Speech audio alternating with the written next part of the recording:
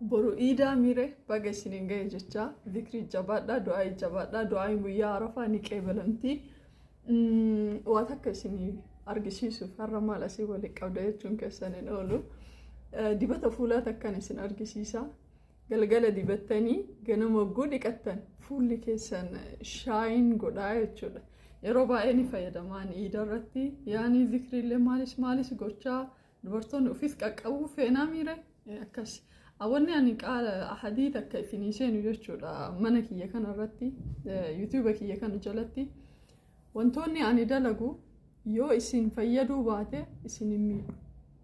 jechuun kiyya qodaa keessan hin balleessu namni akka kiyya fuulli isaa alarjikii badaa qabu jiru waan akka dibadde taanaan fuulli kiyya yoosuu nagaragal laakiin garuu remeediilee ofii kiyya mana kiyya dalagu kana homaan hin ta'u homaallee na ta'e hin beeku so I promise that akka inni homaa isin hin goone nam tokko aadaadhaa manaamina jedha wantoonni meekaappiin isin fayyadamtan martinuu homanu asii fayyadamnu kana malee waan addaati miti laakiin garuu sun keemikaala qabu kuni keemikaala hin qabu garaagarummaan isaasanii har'a maal na barbaachisa irdii ofii harka kiyyaan mana addaa akka irdiidha kun corn starch yookiin immoo boqqoolloo harcee boqqoolloo inni addeessa kun immoo vitamin C takka immoo burtukaana qola isaa daaknaati gogaa manatti jechuudha burtukaanuma nyaadhe mana addaa keeti kun immoo aanan soo kana sadan walitti dalaynaa jechuudha bismillah takka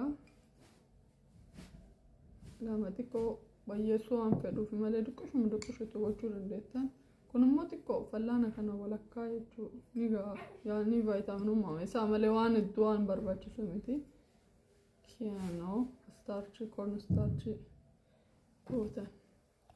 kazaan maal goona aanan itti neena aanan tana lamas numa taha kazaa waliin dhooyna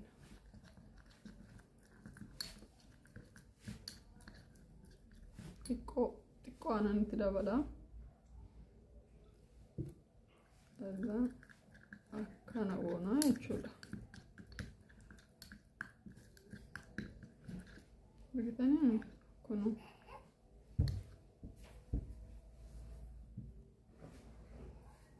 olni isaa bu'aan isaa remeediin isaa jechuudha kazaan asirratti riidanii ilaaltanii kazaan yoo asirraa homaa fiiliin godhin bakka mana keessa itti dalaydan jechuudha eelim naannoo itti dalaydan dibattanii dalaguun dandeettanii kazaan isaa wayii ofirra tursiistaniitiniin ofirraa dhiixanii jechuudha ganam galgala dhiqattanii garuu itti dhiqattan bishaaniin dhiqadhaa yeroodhaaf xiqqoo isinirratti haafuuti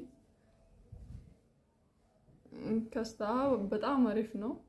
fayyadama inshallah video itti aanutti immoo istiima manatti akkami akka qopheeffachuu dandeettan yookiin istiima manatti akkamitti akka create gochuu dandeettan isinii hima yoo rabbi naa fedhe salaamu alaykum warahmatullahi wabarakatuh